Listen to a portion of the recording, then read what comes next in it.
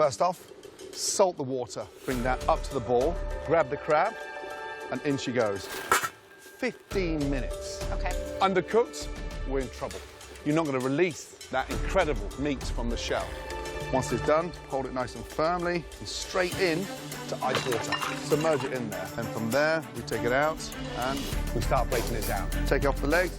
Hello everybody and welcome back to another Genshin Impact Genius Invocation TCG guide. I'm your host, Coach of Creations in the kitchen today, and I will be showing you how to quite literally cook crab. Because there is a right way to do it, and if you don't, you'll be sinking faster to the ocean floor than you can say ah. If you're new to the First Impression series, I teach you the character's kit, tips and tricks, and deck building. Without further ado, on to the first dish. Be sure to leave a like and subscribe to help out the launch of this new Genius Invocation TCG guides channel and to stay updated on all things TCG. Out of the way, let's go ahead and get past the coin, the flip, and the dice roll. We're gonna go ahead and throw away everything. Technically a mistake over there that doesn't generate shields, and the talent, which is super nice to draw into, especially because we're not running something that'll instantly draw it, like Stormterror's Lair, but we'll get into that in just a moment. But first off, Crab has a normal attack, is a physical 2 damage, you know, nothing super special. Of course, you can apply it sometimes, especially since we have a freeze comp here, but we're going to talk about the actual meat and potatoes, or should I say the oysters and the shells, of the Emperor of Fire and Iron, and that being Imperial Panoply. You can already see something is very weird out the gate, and that I have 5 shields off the rip, but that is of course because of my passive skill, is that I will always start the battle with 5 shields, and then of course you can't do that every single turn. It's not how it works, but these shields are going to be considered armored crab caprice stacks. After your side forms any action, if your side has a shield status or a shield combat status other than the armored crab caprice, these other effects will be cancelled and your character will gain 2 more shield. What does that mean? If I skill on Layla with this right here, the shields will instead be taken away from her immediately and sent to Crab, which will send me up to 5 plus 2 equals 7. There you go, 7 shields, super neat. And we're actually going to see that in action in just a moment. But there you go, you can see the opponent do it, and then I also do it as well, shake my hand. It's kind of the same thing. It's funny that we ended up in a mirror, but anyway, outside of that, there is Bluster Blaze, which deals 1 pyro damage, and if this character has at least 7, which I just did right now, of my stacks, this will gain plus 1 damage, and after that, after this character gains 2 armored caprice stacks as well. So you can also stack your shield off of this, but this effectively means the crab is pretty much locked into only 1 to 2 damage per hit. That's very weak, and you must think, oh, this crab character, it can't do anything. But that is where you're wrong, and that is where the burst comes in with big funny number, the one that everybody loves, Battle Line Detonation. Elemental Burst, this character uses a prepare skill, Searing Blast. You prepare it for 1 turn and then you can't move, your opponent can move first, and it'll deal 1 pyro damage and deals 2 piercing damage to all opposing standby characters. This skill will deal plus 1 pyro damage every 2 armored caprice stacks this character has. So let's say, for example, I have 7 right now. We have to round it down to 6 because you round down in this game, and 6 divided by 2 is 3, and I'll deal 3 extra damage on top of this. Now the thing is that you'll notice we have a lot of time to generate shield. Even my opponent has 2 shield generators, and you'll notice this number can go very high, and there is no limit to how high you can stack this, just like those 1d damage showcases.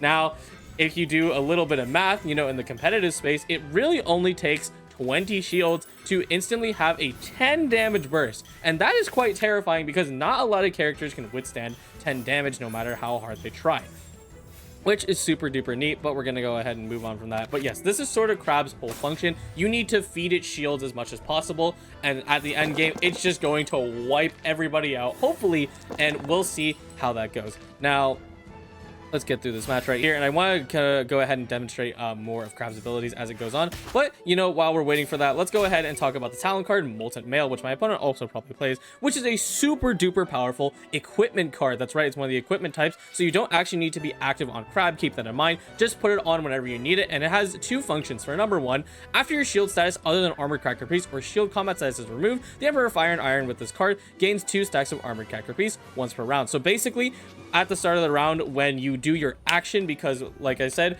all actions will make it so that the shield immediately of anyone will break and be pushed into Crab. That will immediately trigger, and you'll get a bonus 2. This makes it so it's really easy to stack even more Crab shields, but also an additional part of the talent is that you also apply pyro to yourself, and this is really good because you want to keep auras off of your Crab, because, you know, if someone hits you with something that's actually dangerous, like an electro aura per se, or maybe a cryo aura, you know, from Layla, it's going to be important that you take that out with this talent. It's super useful, especially if he's off field, right? Because he can't be affected by anything like overload. If he's on field, maybe it's a little weird, but regardless, it is a very, very broken talent. Always mulligan for this. You want this all the time. The faster you get it, the better. But anyways, let's go ahead and continue on with this gameplay. we're kind of just shaking each other's hand. Doop, boop, boop. Yep, there he goes. 11 shield, yippee. And that's because with that talent, I'm now getting that bonus 2, unlike my opponent, who is not getting that bonus 2, which is definitely a little bit of a detriment. Now, as for this specific deck, this, I think a lot of people will actually recognize this as sort of the most competitive version of this crab deck. And, of course, as much as, I'm going to talk about this deck, but I do have a second deck that I do quite like that isn't as strong as this, but I do quite like it, even in the scenario competitive setting. And the reason this deck is so great, for the most part, is that Layla, she doesn't really need to do anything. She just drops her shield and then she calls it a day. And Herald, my friend here, is really good at messing with opponent's dice economy. This is sort of a mini Herald guide as we go, because not only do I gain the reaction access to freeze, but also I have torrential shock, because when I burst, it'll apply Curse to the Undercurrent, which makes every one of their bursts and skills cost +1. And when opponent is desperately trying to escape, something like this, like my burst, which was going to do like 10+ damage, having extra dice costs on your abilities is going to be a big deal. A lot of characters can do really potent healing, shielding, and none of that is going to be accessible to them when they have very little ramp like this. So right now, I'm just going to go ahead and do some Herald gameplay, going to heal myself up, and going to drop a big hit. Now, the important thing is that people would assume is that, you want to drop extra artifacts like General's Ancient Helm, Tenacity of the Millilith to keep generating your crab stacks. But the mistake a lot of early players make when playing crab is that they just assume that once you have these things like Layla and the skill out, she can just die, right? And that is not how you want to play crab. What you want to make sure is that, sure, these characters are ultimately the sacrifices and not your intention of the end game, but if you drop them too early, especially because this is only like the second to third round, it's going to be too quick, and the other opponent will be able to take advantage of the fact that you're going to be permanently locked to one character. Being able to swap around is a very key thing, and also a counterplay to when you're facing crab yourself. So let's go ahead and see this example right here, because I'm going to go ahead and deal another hydro damage. And now Layla is not only frozen, but she also has hydro, and I see this opportunity and I'm going to take it, because right now I can deal 2 damage with this, and we're going to go ahead and knock her out. GG's. That is Layla down, 1 shield generator down, and I'm ready to rumble onto the next guy. Now that we have Crab's kit figured out, and now we have to wait through this dice broken, I'm going to go ahead and ask the question of the day. How do you feel about characters that are super polarizing like Crab? Like I said before, that you have to play shields with this character. If you don't play shields and you don't play Tenacity and Helm, you're going to have a very, very bad time. Now, what if we added a character, maybe someone who very much centralized around overhealing? How would you feel about that? Let me know in the comments below, and who that character would be.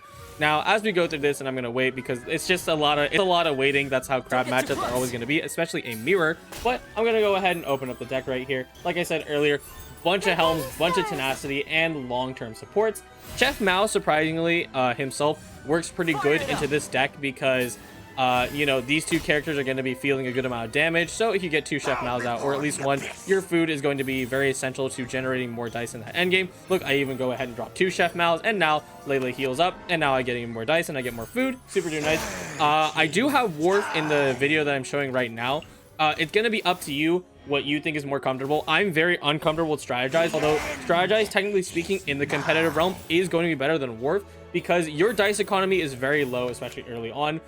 You're not going to be able to pull off Paimons and Libans, turn 1. Those might come like, maybe turns 2 or 3. So it is pretty essential that you have that on-demand draw to really quickly pull some stuff out.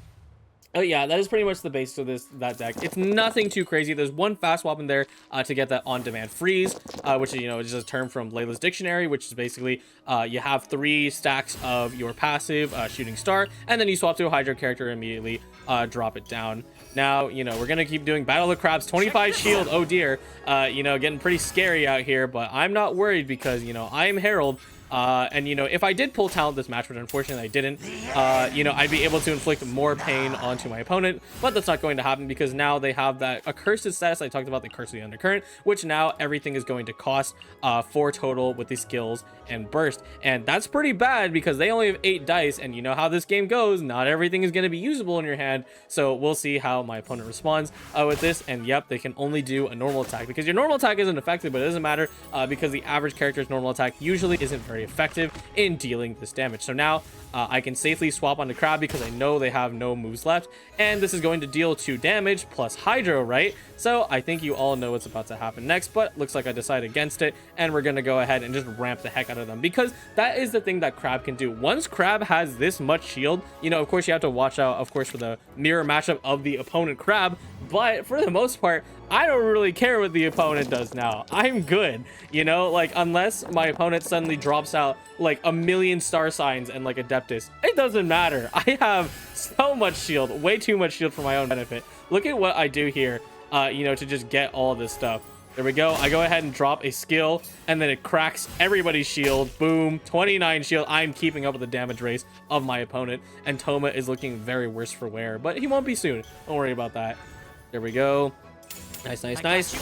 Sort of a not really tech, but tip to keep in mind. It's much more relevant in the other deck that I'm going to talk about, is that Timaeus, you know, being the guy who's going to discount your artifacts, you always have to wait for that 3 cost, like Tenacity of the Millith, which is obviously far superior than General's Ancient Helm. But the thing about it, you know, especially with General's Ancient Helm, is that if you play Timaeus into off rip, he comes with 2 stacks, so he'll be able to equip General's Ancient Helm immediately, which is really nice because, again, get your shields as fast as possible. Always, always, always. It doesn't matter. It doesn't matter what you do. You always want them.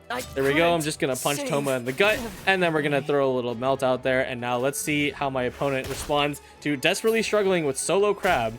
And, you know, once again, this is again where Layla truly shines. I'm going to lock in a burst. But they have I have a status, so even if I get to the end game, my opponent here can still deal melt damage sometimes, which is pretty cool. There we go. Already shred him out for 12 HP plus 1, so 13 damage. Really big hits, you know, coming across the board. And this is already looking quite dire for the opponent Crab. Now, I am going to teach you the one other thing, you know, how to deal with Crab itself, because, you know, it's important to know what people can do against you when you're fighting in their matchups. And we'll see it right here, is that we're going to go ahead and do some, you know, we're going to have a Crab fight. Yeah. We're going to go back and forth. Let's see here. There we go. Ouch. Rude and a slight annoyance. I took no damage. I don't care. Ow. I'm being pelted with Snow Crab. How dare you? And yes, Snow Crab is the name of this deck because there's Layla in it. But there we go. Oh, Adeptus. Very scary. Now, you would think that, oh, you know, like, technically I can just eat all of this, but why do that when I have a very useful character, aka the GOAT, as Kevin Z calls him, being Abyss Herald, who still has a revive on field? And yes, that is the counterplay to other Crabs, is that if your character is already low HP, keep in mind all they do is 2 piercing damage to the other characters. Who cares? So I'm going to go ahead and take this opportunity, not only with a wonderful revive, and boom, 15 damage onto the field, but I don't care. And then I get right back up. And unfortunately, my opponent didn't want to finish the match, and I completely understand. It was pretty much GG's. Anyways, yes, that is Snow Crab, the most competitive version of this deck, being Layla, Herald, and Crab, and you're going to see it 90% of the time, but there is one other matchup that I would like to show you. Like the niche or taste of spicy dishes, there is a niche Crab deck that can be used as a counter pick in the current meta, and that is Spicy Crab. Consisting of Thundering Manifestation and Thoma, this version of Crab provides early pressure your opponent has to play around. Now, you may recall the Fatuizon deck that I covered last video, of course, because Farazan is my favorite. I had to cover her first, come on now. But also, everyone played this in Prince Cup. Group A was just last weekend, and I'm sure you all saw this deck every single time. Literally, nobody, you know, didn't pick this deck, because it's just so powerful, thanks to the power spike that Farazan provides super early. But thankfully here, our Spicy Crab counters this pretty well. Now, how does this whole thing work? Well, we already talked about Crab, but now we have it inside a Resonance deck, so we have access to Pyro Resonance as well as the Pyro Woven's Ice, which is on the deck, but we'll talk about that later, and why certain breakpoints don't work out in that way. But this here, I'm going to go ahead and drop a Thoma skill. Oh, let's go ahead and also pull out one of these just for fun. You know, hopefully I get one of those. And this is also the thing I talked about where, like, Timaeus, these actually cost 0 right now. You just can't see it visually. And I'm going to go ahead and drop a skill. Now, if I really wanted to and I had that extra dice, I could go ahead and immediately drop onto Thundering Manifestation and start doing big damage. Is that this deck hard punishes characters who like to stay still, who like to set up, and, you know, as far as on goes, she loves doing that. She wants to stay in her spot and, you know, do her thing, and they're already trying to do it now. They did have a Woven, which I just really chose, like, not to calculate for, because I don't care for the most part. I had a feeling, you know, that the woven would not matter regardless, even if I tried to play around it. But let's go again and pass this dice roll. But this is a really cool, you know, another variant of Crab, and I'm really glad it exists because, you know, early on, a lot of people use Thoma and Layla, you know, thinking the coordinated attacks, you know, were gonna work out for the most part. But instead, you really only need one shielder, and tenacity for the most part is enough to do the job. So there goes down Thoma, but now in comes Thundering Manifestation, and Scambushers did not scam them today because I have Cryo on me. Ouch. But now Farazan is now a critical 2 HP. That is not a lot to survive, and especially in a deck like this, which I believe they do run a little bit of healing, but not enough to actually sustain themselves. And now I'm just going to go ahead and ramp up because I'm going to have extra shield before the next turn. I'm going to make sure to check something that is a tech for Crab that you want to keep in mind as you play these decks. So let's go ahead and yada yada yada, go to the dice roll. Lots of fun to see the two monsters. I guess you actually could put Monster Resonance in this deck, huh? That is funny, but don't do that. It's definitely not going to work. But right here, I'm going to go ahead and just, you know, they're going to do Lotus. They're going to do Animo Res, going to swap to Linny. Interesting move. Looks like they want to get Talent out. Very good idea. Talent is quite strong, especially in a deck like this. But I also have Pyro Res, and I have Rainbow Macaroons. Now, Rainbow Macaroons is definitely something I want to talk about, you know, as kind of just a quick detour. After this character wishes to attack you take damage, heal this character for 1 HP. Now, that seems really weird, because, like, why would you want to take damage? But think about it. First off, you always take damage. And secondly, there can be scenarios like this where I have Fatui Ambushers on me, where I'm going to take multiple instances of damage within this round. And so, you know, Cryo plus Pyro is going to equal Melt. I will be able to effectively stave this off with Rainbow Macaroons. You'll see how quickly the value comes into here. We're going to go ahead and draw Pizza. Now, this one's a little bit of a misplay. You should always, when you have Resonance as your deck or some sort of Power Spike, always take the kill. Of course, you know, if there's a scenario that you can't play around it, then too bad. But regardless, it's not the best thing to do. But now, there we go. Macaroons activates. And now I'm at perfect breakpoints because unless Farazan equips that bow, she's actually going to have a hard time killing me because right now she's 2, 3, and 1.